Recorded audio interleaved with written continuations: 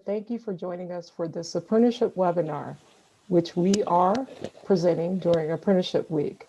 I see that we have a few people joining in now, so we'll give everyone a moment to join in and settle in, and I'll return in 1 minute.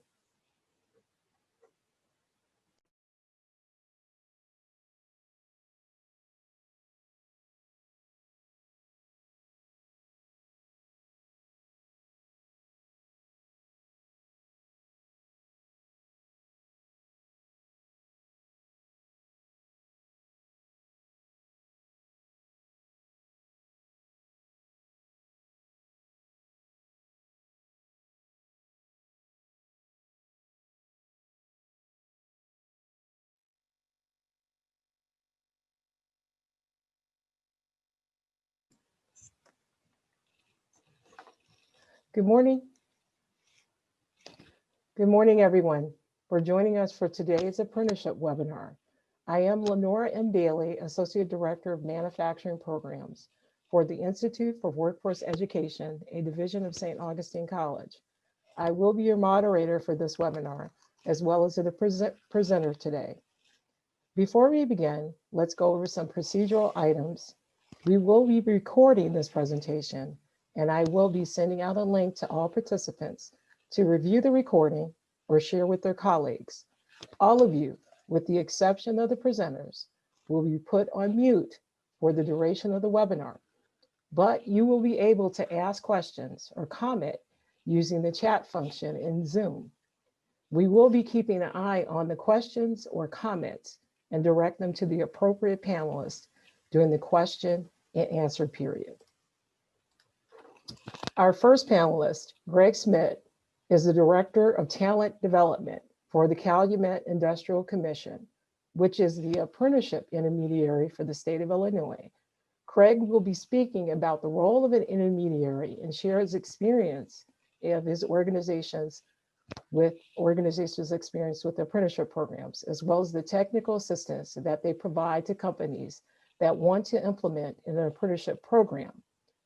Mrs. Michelle Mills Ajeha, she is the Education and Field Lead for the Office of Apprenticeship for the U.S. Department of Labor.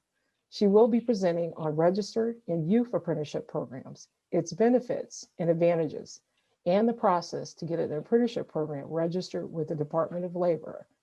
Dan Schofield is the Vice President of the Association of Supply Chain Management Foundation. His organization focuses on providing overall leadership, strategic direction for the foundation, impacts investment, philanthropic programs, and leading the foundation's global impact of funding strategies of expanding workforce development opportunities in supply chain. Lastly, I will be providing an overview of apprenticeship programs in Illinois.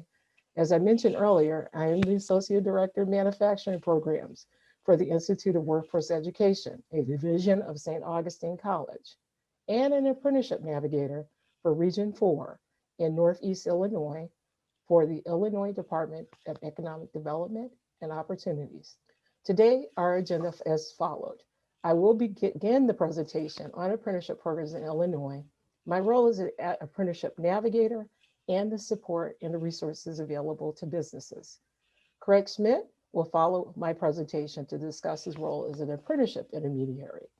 Mrs. Michelle Mills Ajeha will present a registered and youth apprenticeships, and Dan Schofield from the Associate Supply Chain Management Foundation will talk a little bit about workforce certifications and pre-apprenticeship programs. And next, we'll be doing closing remarks. And lastly, we'll do a quick question and answer session. A little bit about St. Augustine College. St. Augustine College is an accredited independent, not-for-profit college with 4 locations in Chicago and 1 in Aurora. It offers associate and bachelor's degrees and is committed to promoting the success of education.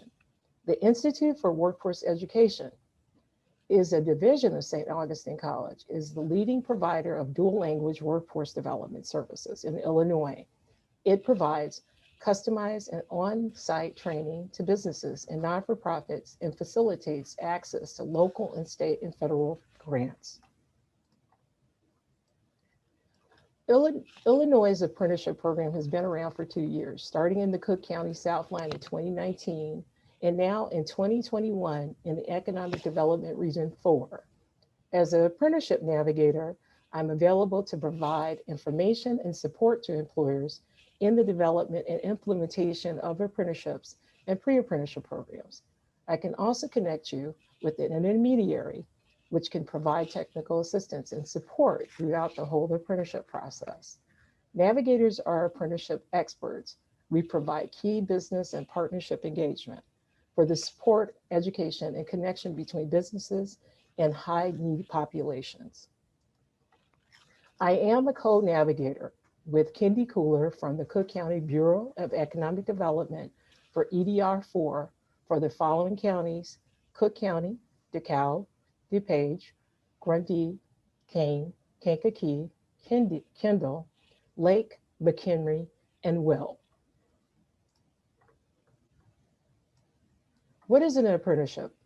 Apprenticeship is an industry-driven workforce strategy to meet employers' talent needs and to help individuals connect to a career pathway for many different occupations. It is a workforce-based learning model, commonly referred to as a learn and earn model, where on-the-job training is combined with a relevant classroom instruction. Key apprenticeship components. I'm going to go over this really quickly because Michelle will be covering this later in her presentation, but we have paid jobs, and apprenticeships are jobs. We have mentorship. Apprenticeships receive on-the-job training learning under the instruction of an experienced mentor. Credentials, very important for apprenticeships. Work-based learning. We have classroom training. And we have to remember the length of an apprenticeship program can vary depending on the employer and the complexity of the occupation industry and the type of program. Just some quick facts about apprenticeships. Apprenticeships can take between 1 to 5 years. It can be time-based, competency-based, or hybrid. The training and education delivery, as well as the length of a program, can be customized. Participants can get credit for previous experiences. Assistance is available to plan and implement existing or new apprenticeships. Employer benefits. Build a pipeline of skilled workers, an opportunity to fill challenging vacancies, maintain institutional knowledge when soon-to-be retired workers serve as instructors and mentors to workers. Gain workers with customized skills. Companies can have an opportunity to train workers to meet Pacific standards and use the exact pieces of equipment, protocol, and procedures that are relevant to your company. Boost the retention. Decrease worker turnover, cost due to fostering of great worker loyalty and productivity. Apprentices are loyal to the company that invests in them. There is an added sense of loyalty between the employer and the employee.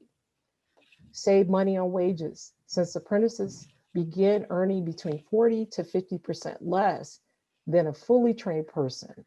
And businesses can save on wages by sponsoring apprentices. Making a positive return on investment. A study found financial return on investment averages between $1.40 earned for every dollar spent on the program.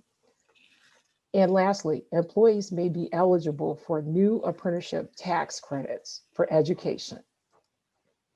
Here on this slide, I would like to share the following resources, tools, and websites to help you with your apprenticeship program in Illinois.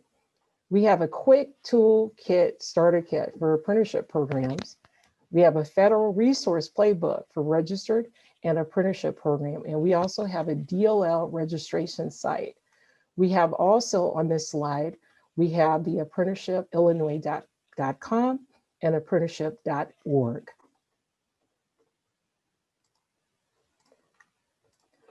Now let's welcome our next presenter. Mr. Greg Schmidt is currently the Director of Talent Development at the Calumet Industrial Commission, which serves as the apprenticeship intermediary for Region 4 in Illinois. He supports apprenticeship expansion grants from the Department of Labor, as well as from the Department of Economic Development for Illinois. He is also the chairman of the board for the Chicagoland Chamber of Commerce. Hi, good morning, and everyone. Lenora, thank you, and thank St. Augustine College for coordinating this presentation and inviting us to join, especially as we celebrate Apprenticeship Week. I want to start out with a little bit about the Calumet Area Industrial Commission. So Calumet Area Industrial Commission, we've been in existence since 1967. We're a non-for-profit membership-based organization located in the southern tip of the city of Chicago, right in the hub of the manufacturing industry from metropolitan Chicago to Northwest Indiana. Over the years, we've expanded to include many of the south suburbs and even moved into Will County, all which has a huge manufacturing base. We're an industrial advocacy, economic development, business development, workforce development, and community outreach organization, mainly focused on the manufacturing sector. Next slide, thank you. A little more about us. We provide a number of community resources that are funded under the Chicago Cook Workforce Partnership, which is funded under the Workforce Innovation and Opportunity Act, known as WIOA. So we provide from job readiness training to on-the-job training to job placement for individuals who are unemployed or underemployed, and really is to help them find a sustaining wage and career. We offer a number of resources for businesses, from business development incentives to training reimbursement and apprenticeship programs, of what I'm going to talk about today. And certainly a huge value is the networking events and educational workshops that we hold for our members. So there's two programs I'm going to talk to you about today. One is our role as an intermediary. Calumet Area Industrial Commission, known as CAIC, was awarded an apprenticeship expansion grant through the Department of Community and Economic Opportunity, Department of Labor. We're an intermediary as defined by DCO. And so what that means is that we are here to provide the linkages between businesses, educational institution, and the Department of Labor to help get an apprenticeship program started, or even to help reignite one. Right? And as you've heard, there are various types of apprenticeships, and we can help walk you through that process. As an intermediary, we promote apprenticeships along with navigators such as St. Augustine College. We can help you be a sponsor. We can help manage your program, and we'll support the apprenticeships along the way. So we really play that consultant role. And what does that mean? That means that the grant pays the education or the tuition for one in a registered apprenticeship program, meaning that for the first year of the education for an apprentice, CAIC will pick up that cost, whether it's tuition at a community college or another training provider, or if you have your own trainer or you bring in someone to do the training, we will offset that cost. These could be new employees or current employees.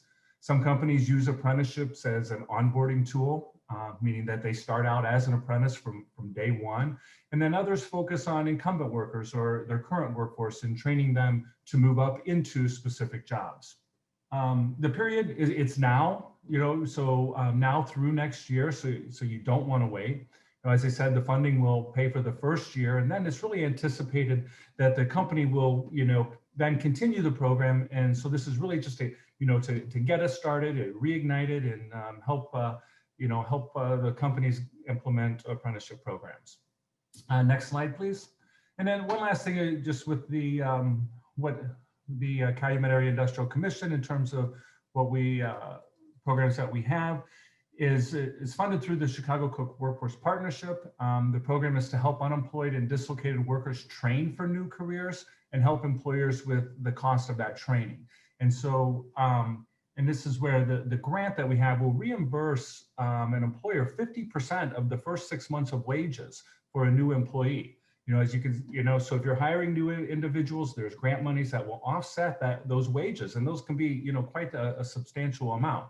As you can see, there's some criteria that it must be a permanent employee, not a temporary worker, must pay at least $14 an hour. They've worked in Illinois previously. And then also the Calumet Area Industrial Commission, we can help you find those workers. We do have individuals who are targeted at recruitment, and so we can help funnel employees into your location. So, as you can see, lots of great programs. It would highly welcome conversation about these, and just let me know if you're available through the chat. And otherwise, I'm going to turn this back over to Lenore. Thank you, Craig. Appreciate it. Now I'd like to introduce our next speaker, Mrs. Michelle Mills Ajeha. Michelle is the Education and Youth Lead for the Office of Apprenticeship for the U.S. Department of Labor. She will also address the characteristics and benefits of a registered apprenticeship and youth apprenticeship program. I had the opportunity to be present for a presentation by Michelle earlier this year, and we were so fortunate to have her with us today to share her expertise. Take it away, Michelle. Thank you, Lenora, and thank you all. I'm so excited and thrilled to be here this morning to talk about apprenticeship programs. It's interesting how I got to the Office of Apprenticeship. So I am in the Office of Apprenticeships Division of Workforce Operation and Investments, and I lead our education and youth portfolios, mainly focusing on developing strategic partnerships at the secondary and post-secondary educational levels, supporting investments that promote college-sponsored apprenticeships, youth-focused apprenticeships, brokering new relationships across federal agencies that promote place-based initiatives to get people into apprenticeship programs. So I'm just very delighted to be here with you all on a Friday to talk about apprenticeship, because truly it is a proven workforce solution. Apprenticeship has been around since 1911, thereabout. Started off in Wisconsin. Then 1937, we have the National Apprenticeship Act. And we've just really evolved since then in terms of the plethora of industries that we're crossing, the diversification in program design and participants, reaching new sectors and even geographic distribution across rural, urban, etc. So I'm just so excited because apprenticeship as a model has truly delivered on all fronts. So today I'm going to be talking about it. I'll kind of explain some of the key elements of an apprenticeship. It was mentioned, talk a little bit about how you can register an apprenticeship program. So I'm excited to do that. Here are the 5 components of a registered apprenticeship, and also IRAP, which is another model that we have, but my understanding today we're talking about registered. It's a job from day one, which is key and important under 29 CFR 29. Apprentices get paid, it's employment. They get on-the-job learning, or what we call OJL or OJT. And this is usually 2,000 hours at a minimum. There's also RTI, related technical instruction, which is recommended at about 144 hours. They also learn with a mentor, or back in the day, we would say journey worker, because especially that term came up a lot in the construction industry. And of course, there's an industry recognized portable credential that an apprentice receives at the end of that apprenticeship. This really tells the industry that this individual is proficient in that specific occupation. And when I say the occupation, right now, today, we have about over 1,300 apprenticeable occupations. Can you imagine that? And what that means is that we have consulted with industry, we figured out all the guidelines in terms of the work processes, the amount of time, the specific related technical instruction that would be required for a specific apprentice to be proficient in that occupation or field. So, it's an exciting time for apprenticeship. We're growing, rapid growth. We're diversifying in terms of the industries that we're touching. So I'm excited to kind of walk through and talk about this.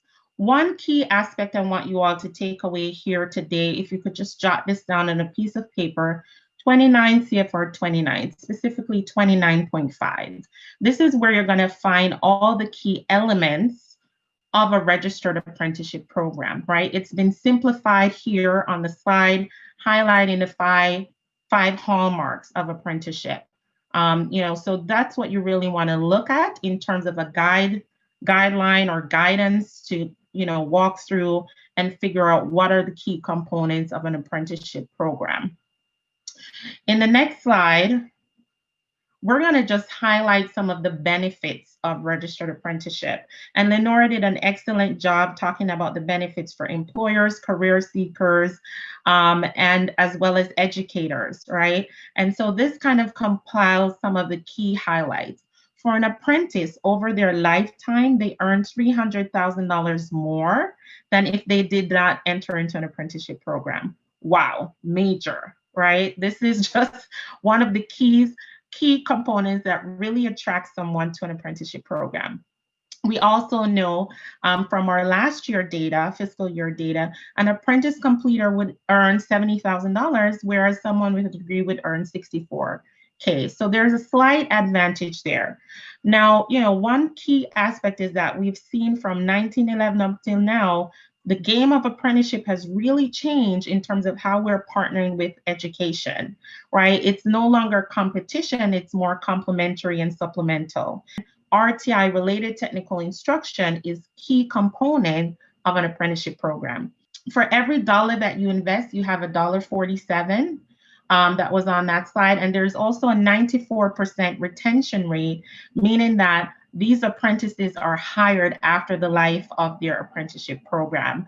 And so that is key. I want to emphasize these benefits because it's really, really what you're going to sell in terms of to your at the academic institutions, to the employers, the industry groups. They want to know what's the ROI, right? And we have it here for you. Even some states have become innovative to develop ROI calculators where you can go on their website and see, okay, I want to pick an occupation, maybe pharmacy tech, apprenticeship. What is the salary that I will get after completing this apprenticeship program, right? So we're becoming more innovative across multiple states in terms of delivering on here's the value, benefit, and impact of an apprenticeship. Next slide, please. So just want to highlight some of the industries here. As I mentioned, we have grown since 1911. It's no longer just the brick and mortar. We're in construction still, of course, and that is where you will see kind of like the high uptick because that's kind of the bedrock of apprenticeship. But now we're in biotech, we're in engineering, we're in IT, we're in finance services, we're in telecommunications, right? So we have really expanded the field of apprenticeship opportunities since 1911, right? And what was really key and critical was an executive order passed by the president in 2017 on expanding apprenticeships in America. And Section 6 talked about partnerships with colleges. It talks about specific key industries, healthcare, advanced manufacturing, IT. It talked about really becoming innovative in the apprenticeship space. And so we took that, we ran with that across federal government. You'll see the Department of Education, other departments supporting apprenticeship programming and rolling out investments to do that because we're really stretching and moving beyond what has been traditionally done to introduce new industries and introduce new players in the apprenticeship space. So next, as you can see, also, we launched apprenticeship.gov because we're becoming innovative, right? So after 2017, we had that executive order. We started changing the game. We decided we want a one-stop shop for all things apprenticeship. So apprenticeship.gov connects career seekers, employers, educators, sponsors, intermediaries, everyone. We have a partner finder, just put in your zip code and you can find partners in your area. We have an apprenticeship finder for career seekers. You want a job and you want to know, is this really a job that's open? Apprenticeship.gov has a 97% precision rate, meaning we're not putting up stuff on there that is just not applicable, right? We're putting information there that we know is accurate. We're pulling from Monster, we're pulling from Indeed, we're pulling from all of these different job sites, and it's verified, right? So we have a 97% precision rate. We've seen an uptick in the past couple of months in terms of site visits, which is major, because that means that more players are entering into the apprenticeship space. And that is really key. It's a proven solution, and we're seeing all of our workforce development partners getting on apprenticeship, and it's exciting. So we have a lot of tools, a lot of resources.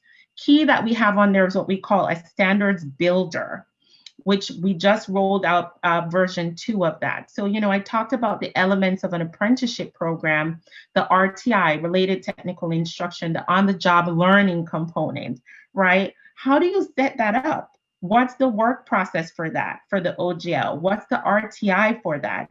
In the standards builder, it helps you put together all of those pieces. So we have really took it to heart to cut down on the paperwork, cut down on the stringent processes, and we've streamlined things to make it really easy for intermediaries or navigators like Lenora to really work and use this standards builder to help program sponsors, employers develop programs. So next you'll see here that we also have a special focus on young people on our website, right? So you've developed your program, how are you going to get the young people involved, right? And I think even pre-pandemic, this was a concern. We see from the stats, young people weren't really involved. Summertime, you see a little bit of an uptick. And so we're like, how can we really engage young people? So we have policy documents, a framework on high school apprenticeship, pre-apprenticeship, which is an on-ramp to apprenticeship programs. We have guidance on WIOA, meaning how can registered apprenticeship be supported under WIOA for OJL, RTI, and supportive services. So we started putting these resources out there. Last year, we also got very innovative and creative, and we partnered with Scholastic Magazine to issue a magazine, guidance for teachers, counselors, and parents to attract the middle school audience, because we're recognizing high school might be a little bit too late. Obviously middle school folks aren't going to be apprentices, but we want to put the idea there. So the influencers, the parents, the guidance counselors, they understand the language of apprenticeship and the benefit of apprenticeship. Interestingly, during this COVID time, we saw a major uptick in the downloads of Scholastic Magazine because parents are at home, they have to teach the kids, right? So this goes into soft skills, different things, key elements of working on the job, not just in apprenticeship, but just in general, great work experience exposure. So we have excellent videos on here. We have toolkits, we have guides, we have fact sheets to kind of get the education community engaged in how can we connect with young people. We also have excellent partnership with the Division of Youth Service in the Office of Workforce Investment. Love my colleagues there because they're really experts when it comes to WIOA and getting young people into these on-the-job learning opportunities, right? So we partnered with them. We put out a collaborative fact sheet on registered apprenticeship and WIOA for youth that's specific. And we are just continuing to partner with them in various ways in investments that I'll talk about a little bit later. So next, as you can see here, in this slide, we have a plethora of investments. We have been busy, right? Since 2015 up till now, we've received a lot of appropriated funding to support registered apprenticeship programs. And you'll see highlighted here, for instance, the Women in Apprenticeship in Non-Traditional Occupations, WANTO, that's out of the Women's Bureau. You'll see Closing the Skills Gap, that's out of Office of Workforce Investment. This just goes to show across the department ETA, we're supporting the apprenticeship programming because we know it's a great work-based learning program, right? So just want to highlight some of these. We have intermediary contracts out there that we're supporting. We recently just announced a new set of intermediaries that is on apprenticeship.gov on our investments page. So all of these investments can be found there with the abstracts, with the partners, with the purpose, the objective, what is it focusing on? Are these folks in my local area? You can find all of that on apprenticeship.gov. What I just want to say is that we have about $500 million in active investments. This highlights, most of our contracts and grants, but it's only growing.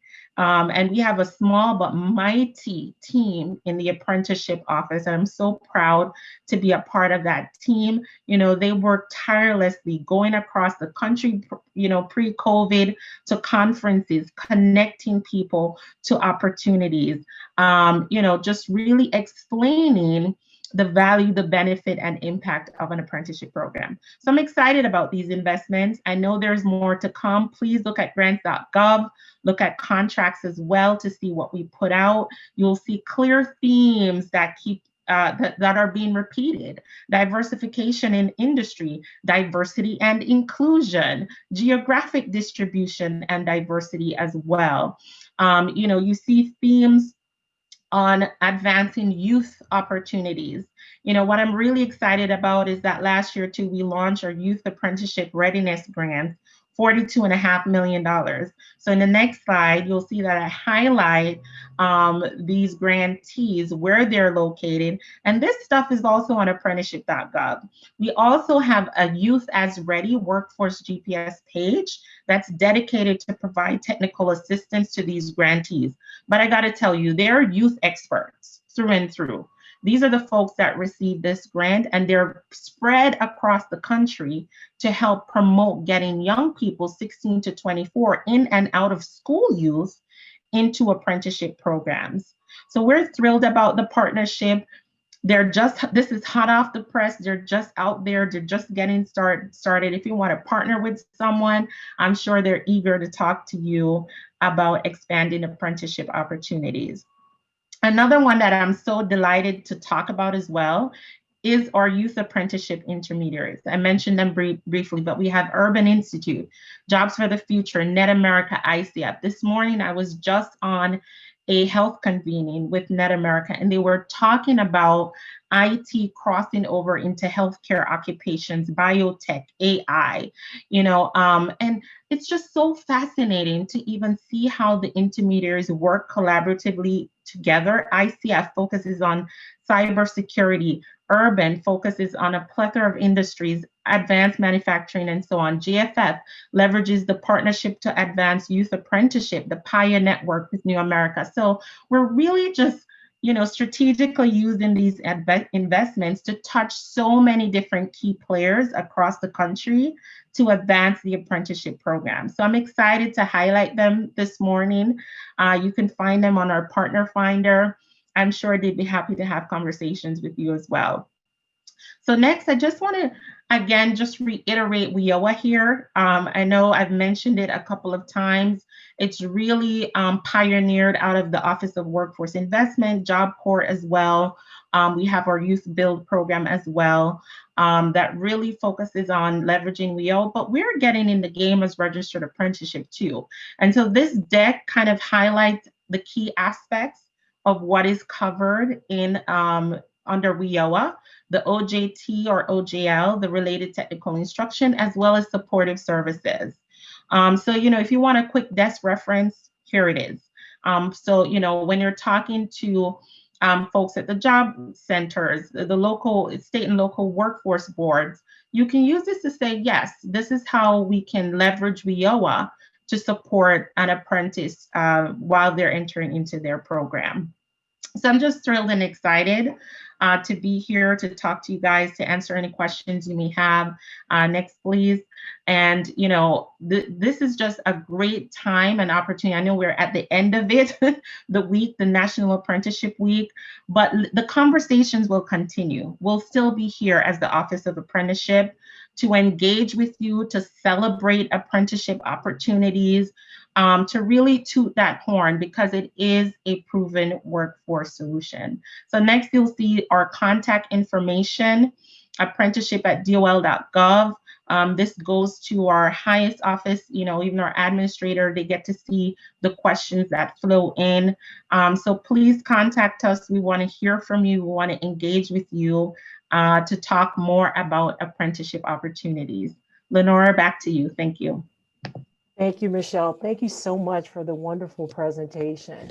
Next, I am really pleased to announce and welcome our next presenter. Dan Schofield is the Vice President of the Association for Supply Chain Management Foundation, where he focuses on providing the overall leadership, strategic direction for the foundation's impact investment, philanthropic programs, and leading the foundation's global impact and funding strategies of expanding workforce development opportunities in supply chain, as well as AMC's African Global Health Supply Chain Initiative, funded in part by Bill Gates and Melinda Gates Foundation. Dan will share with us his foundation's experience in workforce and pre-apprenticeship training. Dan, take it away. Great. Great. Thanks, Lenora. And before I get started, I think I just want to talk a little bit about some pre-apprenticeship type training, right? So we talk a lot about workforce development, certifications, certificates. And so I'm going to give you a little bit different perspective. First, I want to talk a little bit about the organization. So ASCM is the Association for Supply Chain Management. It's the largest association for supply chain in the world. They have about 45,000 members individually, about 300 corporate clients. And about 2 years ago, they decided they were going to start a 501c3 nonprofit foundation. Now, prior to COVID-19, probably nobody ever heard of supply chain, but now you probably can't go 10 minutes without hearing it on TV. So we are at a very unfortunate, exciting part in the supply chain industry. But there are a lot of opportunities for pre-apprenticeship programs, apprenticeship programs, and workforce development training. So as far as supply chain and workforce development within the state of Illinois, Governor Pritzker issued an executive order in 2019, and there's a lot on these slides, but you'll be able to see these presentations afterwards, so I won't go through everything. But in order to align with this executive order and create really good career jobs, we decided through the foundation that we were going to focus on supply chain, pre-apprenticeship, and certificate program training. So not a lot of people understand prior to the COVID-19 pandemic, there was about 6 open positions for every 1 qualified supply chain practitioner. Now, those open positions pay on average $58,000 a year, and they don't require college degrees. So that was a really big misnomer for us. ASCM and the association for 60 years has been doing supply chain training efforts and workforce development on the corporate level. So through the foundation, we focus on underserved areas in need. And then with the pandemic, in this post-pandemic society that hopefully we will all get to eventually, displaced workers. So the retail industry, the restaurant industry, small business, we have about 20 million unemployed people in the United States right now, but the state of Illinois actually hired 40,000 supply chain practitioners last month. So as you can see, while other industries are suffering, supply chain and how everyone gets their groceries delivered within an hour and gets their Amazon packages every day, supply chain is really a growing area of work right now. Also, it's important to talk about that we follow TPM, which is Talent Pipeline Management methodology. So again, we focus on enabling skills-based training. So we have our programs really starting with initial cohorts, pilots. We do market surveys specific to areas, counties, regions, et cetera. So we can understand the actual skills needed. So much like an apprenticeship where you would learn skills on the job, we learn what skills are required from these employers ahead of time. And then we train on specific skill sets within supply chain. Now, why do we do that? Because there's no job called supply chain. Just like engineering, there's no job called engineering. You're an electrical engineer or an industrial engineer, or a mechanical engineer. Supply chain isn't different. There's demand planners, inventory planners, there's facility builders, architects, et cetera. So we want to know when we go into a specific community, what are the actual skills that are going to lead to these apprenticeships, these internships, but most importantly, what can we train at a tactical level as a pre-apprenticeship program in order to have these candidates with fulfilling jobs before they even are done with the program. Next slide. So these diagrams right here look really confusing. If you have kids, it kind of looks like they're just scribbling all over a page at Denny's when you're waiting for your food or something like that. But the top one is actually a graphical representation of all of the railway logistic routes in the United States right now. And B is all of the trucking routes. So one thing you'll notice that these have in common is Illinois, right in the center of both. So about 60% of all goods that transit the United States actually go through the state of Illinois. Specifically, Cook County, Chicago has roughly 65% of all supply chain routes. So a little funny story I like to tell is my first job out of college as a supply chain engineer, I worked for FedEx Corporation. And the first iPod was getting ready to come into the United States. And if If you can remember what that first iPod was, it was the big clunky one that held, I think, like 25 songs. So you can see where technology's gone. But that first iPod, we were moving about 3 million of them a week into the United States, and they were all coming through Cook County. Why? Because if we have a plane that lands from China into Cook County, we can by truck and rail reach eastern and western part of the United States overnight. So that's how important supply chain is within the state of Illinois specifically, and why we really focus on these workforce development programs here. Next slide. So without getting into every one of these are, when I talked about how we do market-based studies ahead of time, so we understand what topics and what skills are required from the employers. This is just a example. A lot of times people say things like inventory management. What does inventory management mean in supply chain? It can mean one of these 20 different things. So this is why it's so important for us to do pre-apprenticeship surveys, because it's unlike other industries where if you are going into a chef apprenticeship, okay, there's a ton of different types of cuisine, ton of different skills that you need to learn. But when it comes down to it, the skills are transferable among types of food that you would cook. With supply chain, that's not the case. It is a very broad area of workforce development. But with the opportunities that exist today, these are the skills that we're trying to teach people so they can get back into the workforce, or if they're incumbent workers, be skilled up to management levels. So why is that important? Typically, when you go out and you get an apprenticeship job or a pre-apprenticeship opportunity, you learn on the job, you learn from coworkers, you have kind of that network. Well, as far as supply chain, because there are so many supply chain global professionals, we actually provide people opportunities to work with ASCM certified supply chain professionals. They get access to career coaches and job boards and student loan refinancing if they've gone through college, scholarship opportunities. We have a case competition for college students and two-year university students that has about 550 schools a year, and they actually solve a supply chain problem that is written by a professional consulting firm. So it's a great way to think about apprenticeship programs from a pre-apprenticeship workforce development side, and something very specific, but something that touches almost every aspect of society today. With that being said, I'll pass that over to Lenora, and thank you again for everyone's time. Dan, thank you so much for your presentation. This concludes our webinar part of the webinar, and we'll start a Q&A period. You may be able to ask questions to our panelists, and we will really advise everybody to use the chat function in Zoom. Please note that this webinar is being recorded, and we will send a link after the presentation. So I am going to be following the chat, and let's see what we have here today for our speakers. We have a question from Nancy. Is it possible to receive the slides for today? Yes, Nancy, there is a possibility to receive the slides today. Let's see. I have a question. Is there no current apprenticeship programs that fit our company's needs? What is the process for us to establish a new program? This is from Kevin.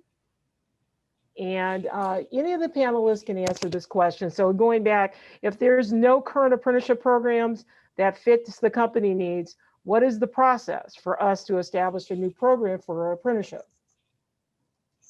Well, I think we can find an apprenticeship program that will fit your needs. There's the registered apprenticeship program, and then there's also the industry recognized apprenticeship program. So the goal is to train for a specific job. So I think if we outline what the job is that you're training for, Kevin, then we can outline a program that would meet your needs. I think I don't know what, Kevin, what industry or what jobs that we're looking to fill or to train in, but I certainly think it's definitely worth the conversation. I think it can happen. Because they're very flexible. I mean, a registered apprenticeship program, a minimum requirement is 144 hours of classroom time, and then, so many hours of on-the-job training. And so we would just have to identify what those skills and education components that are needed to fill the job, and then we can map that out and then submit that to the Department of Labor. We also have a question. What's the difference between an intermediary and a navigator? And Craig, I'm going to go ahead and let you answer your first question. I know from my perspective, I'm a navigator. I am sort of your resource, your liaison, concierge, to available to help your company navigate the whole apprenticeship process, from understanding the application process as well as helping you create a curriculum if that's possible, and then leading you to an intermediary, which is Craig's organization. Just the information for the team out there, we have 9 intermediaries for the various sectors here in area EDR 4 that is accessible for different sectors in healthcare, IT, transportation, logistics, and manufacturing, and small business. Correct. And, as Lenore said, a navigator is one who just kind of makes the connection and hands it off to an intermediary, such as Calumet Area Industrial Commission, where we can walk you through the process. As I explained, outlining the job, what's the educational requirements, what are the on-the-job requirements, and helping put all that together and submitting that to the Department of Labor. Helping you identify mentors, helping, whatever it is to really get you up and running, to get an apprenticeship program up and running at your company. So that's what, we do as an intermediary, is we make those connections and help you map it out and provide the, kind of the consultative services that, are needed to get you going. And then I think navigators and intermediaries are also outlined on, is it illinoisapprenticeships.com.gov, and it does map out what those are and who they are. Mm-hmm. Exactly. So just to let everybody know, I'm looking at another computer here with the various chats. There's a question from Stacy Delaney. Is there a difference between an apprenticeship and an internship? Definitely, there is a difference. So quickly, let me try in a very kind of linear way. So internships can be paid or unpaid. Apprenticeships are paid. Internships, you don't have to have a mentor, that 1-to-1 ratio. Registered apprenticeship, you have to. Internships, on OGL could be somewhat flexible in terms of what they mean by that. On-the-job learning is very prescriptive per 2929.5 as it relates to real on-the-job learning, hands-on instruction and training, meaning you're doing something that is within that occupation or field. You're not just bringing coffee. In terms of the wage aspect too, I touched on that a little bit, but in apprenticeship, there's what we call progressive wage increases. So as your skill increases, so does the payment for your skills. So rewards for skills gained, right? That's a big difference. So as your proficiency increase, your pay increases to align with what folks in the industry are getting paid. Difference between internship and apprenticeship. Apprenticeship, you get an industry recognized credential. And these aren't just things that the department stamps its approval and say, here's a credential. It has been vetted by key folks within the industry that say, here's the proficiency. We're going to recognize this credential across the Google, the Amazons, the Facebooks, the whoever, for example, in IT. And so that is portable across multiple states, right? An internship at XYZ place can carry a different meaning if you cross across state lines. So the value of that credential, I can't talk enough about it. It's just so critical, right? Especially when people talk about interim credentials now stacking on credentials, the future of work and what that means. So that's a key component of an apprenticeship that you don't always get in an internship opportunity.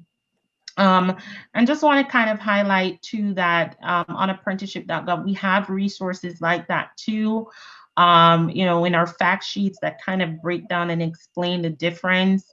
Another question we always get is how is it different from co-ops as well? It's another one that comes up quite frequently. Again, registered apprenticeship has a prescribed amount of RTI, 144 hours recommended, and then 2,000 hours required of on-the-job learning. And typically an apprenticeship lasts for a minimum of 1 year, right? It could be longer depending on what's required in that specific occupation and field. So again, just want to kind of highlight those differences, in terms of between internships and apprenticeships. Hope that helps. Thank you, Michelle. This concludes our webinar. My contact information is on the screen for everyone who needs further information or assistance setting up or supporting an apprenticeship program or pre-apprenticeship program.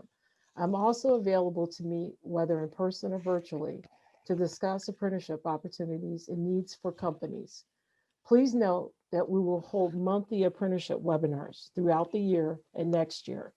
Again, I would like to thank all of our wonderful speakers this morning, our panelists, and I would like to thank you for attending today's webinar. Have a wonderful day. Thank you so much and have a great weekend. Thank you, everyone. Thank you, Happy everybody. Friday. Happy Friday. Thank you, everyone.